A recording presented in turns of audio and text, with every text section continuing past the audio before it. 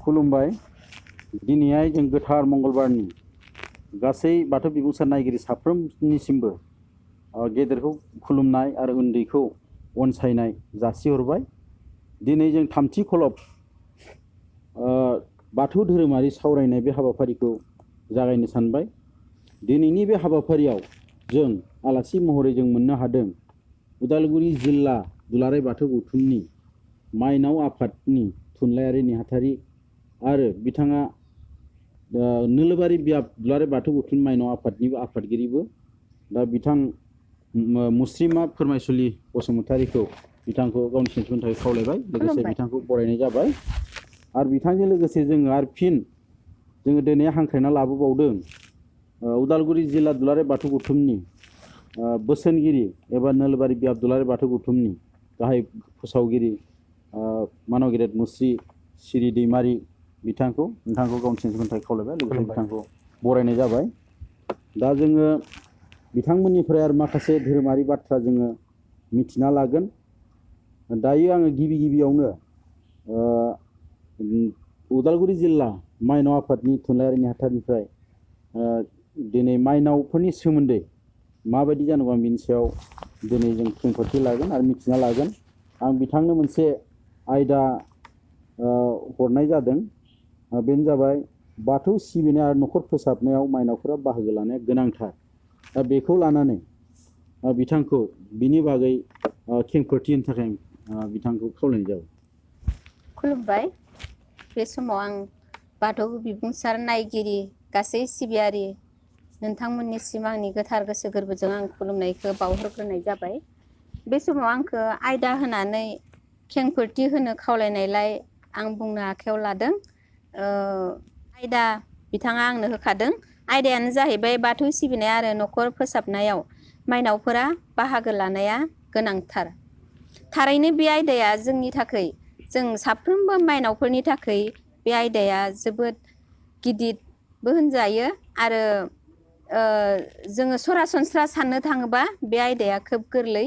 मानो होननानै बुङोब्ला जों गासै माइनावफोरा आइजो माहारिया बाथौ सिबिनाया जोंहा अरायबो जों जोनोम जानायनि उननिफ्रायनो जोंनि आइ आफानि गासै जोंनि बर' न'खर खुंनाय आदबखौ जों नुबोनानै जोङो बयबो जों मिथियो। जों गासैबो जों बाथौ सिबियारि आरो बाथौ सिबिनायनि गासै नेमखान्थिनि गेजेरजोंनो जोंनि न'खर फोसाबनायाव माइनावफोरा गोग्गोम मैखोम बाहागो लानांगौ जायो।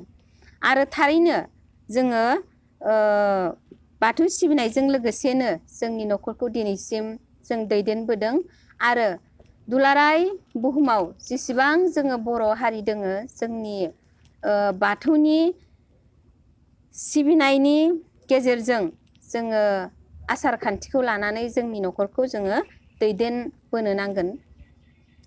साफ्रोमबो माइनावखौ आं खावलायो, जोङो मालाबाबो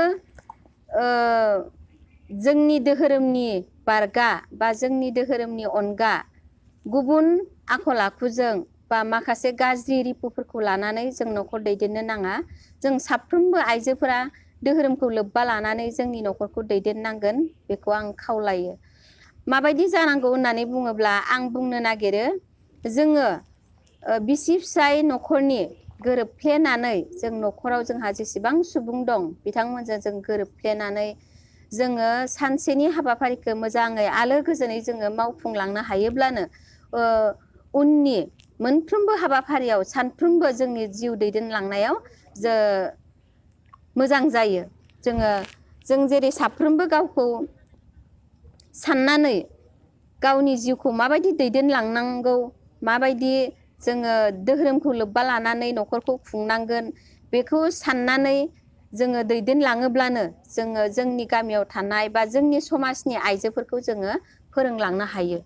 बिनिखायनो आं बयखौबो आं गुरैयै खावलायदों, जोंनि आइजोफोरा माइनावफोरा गुबुन माखासे गाज्रि रिपुफोरखौ लानानै न'खर दैदेननो रावबो दालुबै। जोङो सोरांनाय लोगो लोगो जोङो दुगैस्रां लोबस्रां गोथार जानानै जोङो जोंनि बाथौसालिखौ लिरस्रां हरस्रां गोथार गोसो गोरबो लानानै जोङो आलारि बाथि सावनानै सोरांनि लामाखौ मोननो थाखाय जों आर'ज गाबनो नांगौ। आरो बे आरजनि गेजेरजों माखासे ध्याननि गेजेरजों जों न'खर दैदेननो हानाय गोहो बोलोखौ जों बुथुमनानै लानो नांगौ।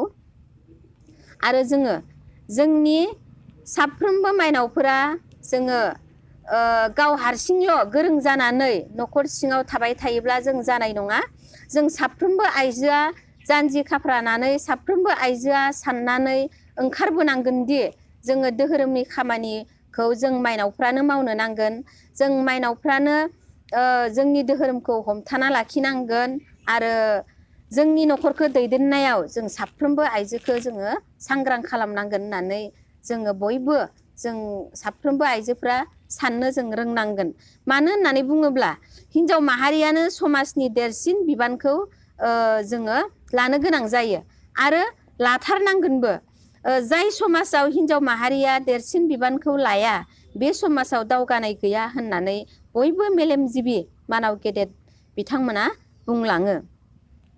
जेरै टिभिखौ जोङो रिमटजों कन्ट्रलजों जोङो नायनाय जायो।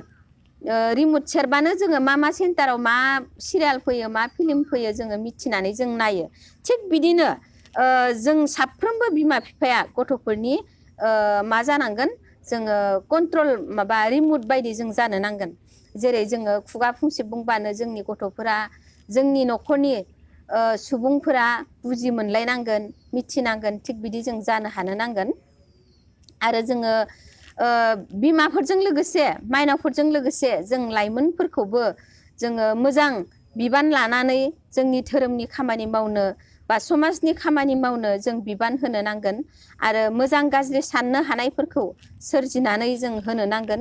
जेरै लाइमोनफोरखौबो सिजौआरि गियान थाखानाय धोरोमारि खामानि मावनो थाखानाय बिबान होनांगोन। अब्लासो बिथां लाइमोनफोराबो गावनि मोजां गाज्रि साननो हानाय जागोन। गासैखौबो जोङो माइनावफोरा बेफोरखौ जोङो बिबेकनिफ्राय जोङो साननो रोंनो नांगोन आरो साफ्रोम माइनावानो जोङो जानजि खाफ्रानांगोन। जोङो जोंनि बाथौनि आसार खान्थिया माबायदि जों बे आसार खान्थिखौ सोलिनानै जों सोलिनांगोन होननानै आं सानो। आरो थिग बिदिनो मावनांगौआ जोबा माइनावफ्रा गोबां मावनांगौ खामानि दङ।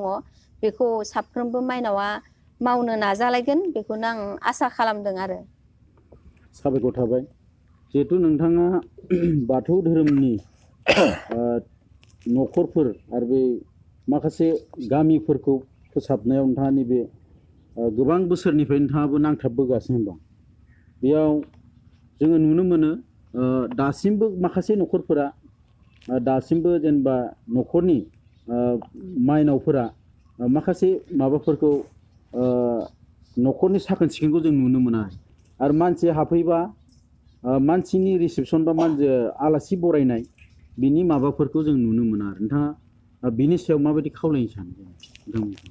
बे बाथ्राया साबायखर थाबाय नोंथाङा बे खोथाखौ सोंनायनि थाखाय। आरो आं बेखौबो आं सानबाय थायो।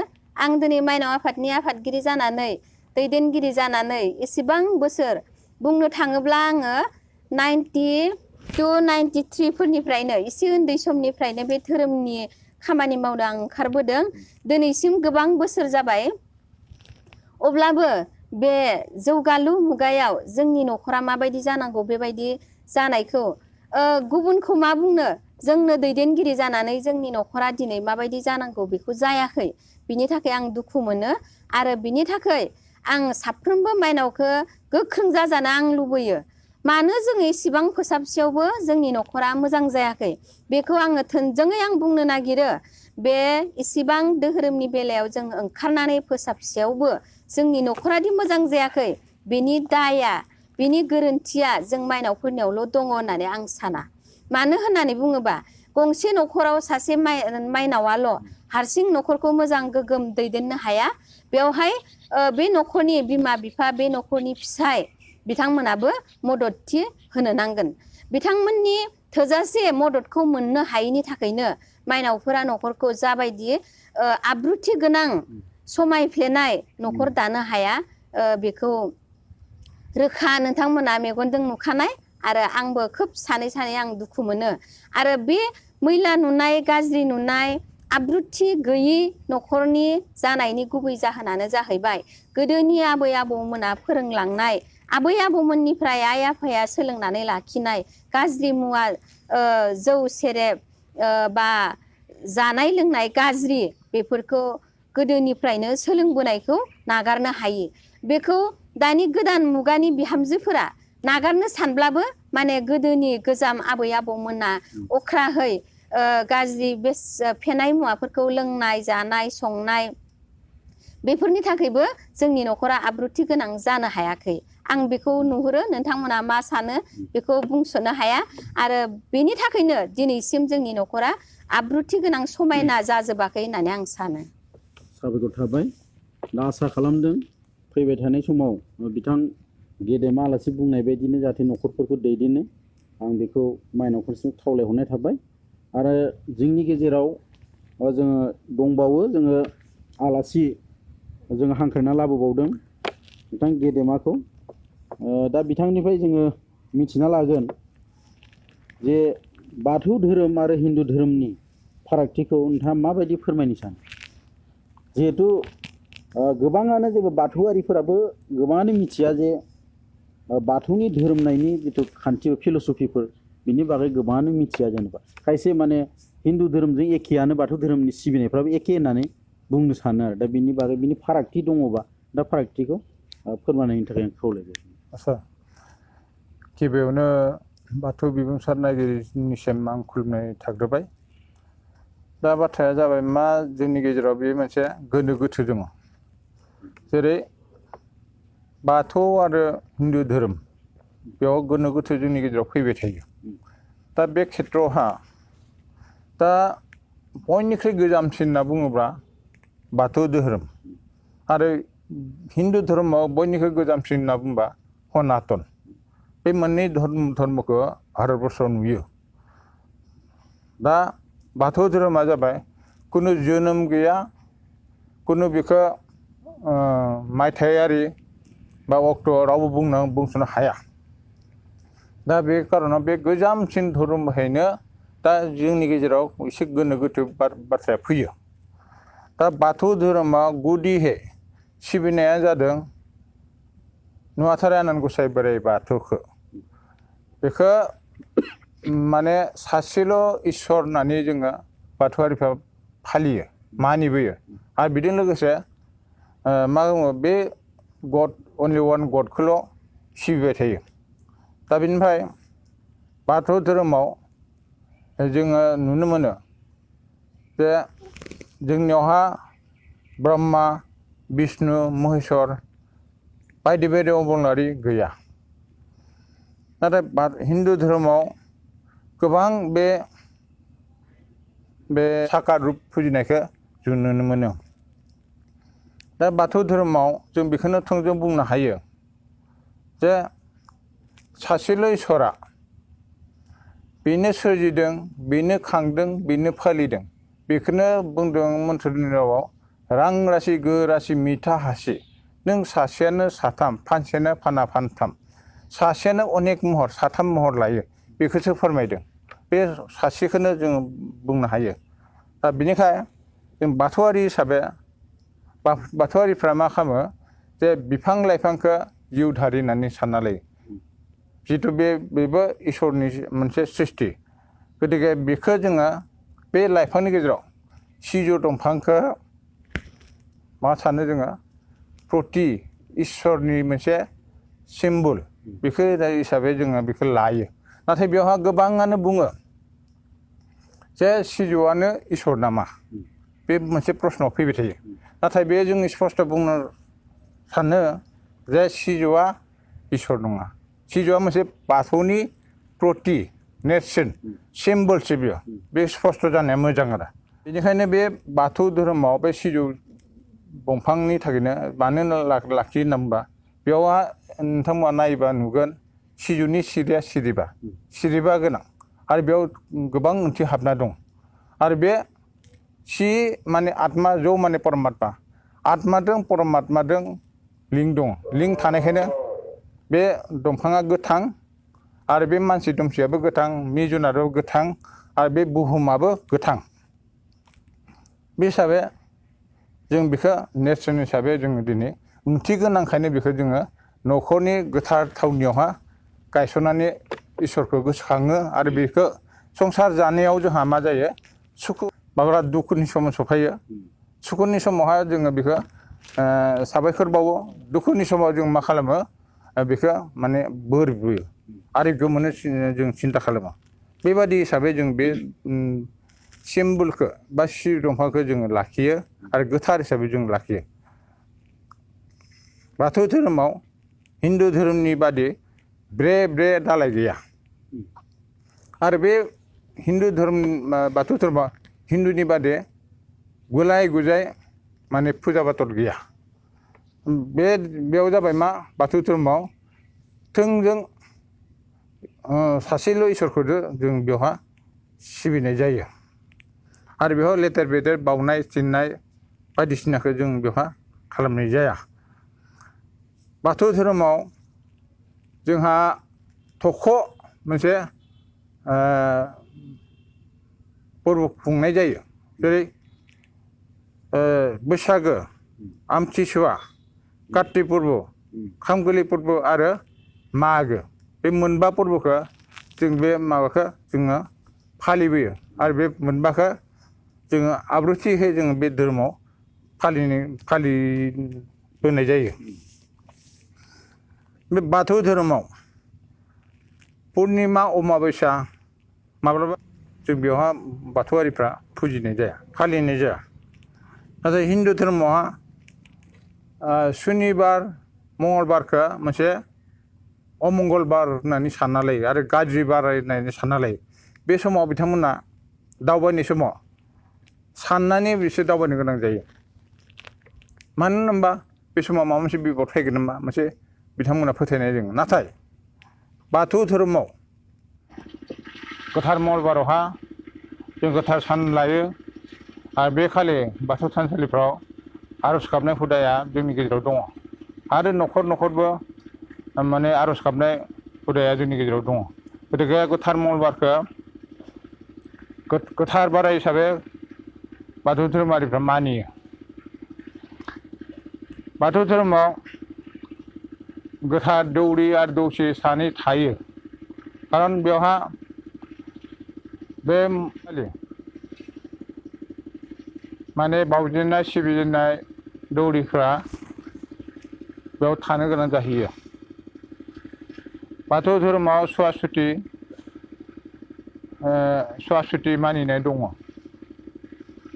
मानो होनना कि बाथौ धोरोमाव सुवा सुथिखौ जोङो न'खर समाजाव बा न'खराव माबा मोनसे जायोब्ला बेखौ पुनर थारनानै बाथौ धर्मनि नेम नितिनि गेजेरजों थारनानै समाजाव गोरोबना लाफिनो आरो हिन्दु धर्मआव गेदेर उन्दै फाराग दङ नाथाय बाथौ धर्मआव गेदेर उन्दै फाराग गैया बाथौ धर्मआव हिन्दु धर्मआव बेद बेदांग बे खान्थियाबो दङ जेनेबा जुजुर्वेद सामवेद अथर्ववेद बेबायदि मोनब्रै बेद हिन्दु धर्मआव दङ नाथाय बाथौ धोरोमारियाव बेद खान्थि गैया नाथाय बाद खान्थिसो दङ जेरै जोंनियाव अगरबाद खावलिबाद दाउखि बाद फंस्लबाद आरो खौलोबबाद बे मोनबा बादनि गेजेरजों जोङो समाजाव नेम नितिनि गेजेरजों जों थारना लायो खायफा बर'फ्रा बुंनो हमो जे बाथौ धोरोमा हिन्दु धोरोमनि मोनसे दालाय बे नंखाय मानो होनबा बाथौ धोरोमा मोनसे आलादा आरो उदां धोरोम बेयो रावजोंबो गोरोबा माने बे मोनसे आलादा धोरोमखा आरो बेयाव बे धोरोमाव जोंनि बर'नि राव हारिमु आसारखान्थि गासैबो बेयाव हाबनानै दङ आरो बे हाबनानै थानायखायनो बे आबुं बर' माहारिया नाथाय गुबुन धर्मआव बे खायफा बे मोनसे खहा नुनो मोनो जे रावनि खेथ्रआव खहा नुनो मोनो धोरोमनि खेथ्रआव खहा नुनो मोनो गतिके बे मोनथाम गैयाबा मा जायो बे बर' जाथिया मोनसे आदुवा जायो बेनिखायनो बे बाथौ धर्मनि मथे बे मोनथामा जोंनि गेजेराव थानांगौ आरो बेबायदिनो जोंनि गेजेरावहा बे फारागथिया जोंनाव लाबोदों गतिके आं बेखौनो बुंनो सानबाय जे जोंनि बाथौ धोरोमजों आरो हिन्दु धोरोमजों माने जथेस्थ' फारागा जोंनि गेजेराव दङ आरो बेखौ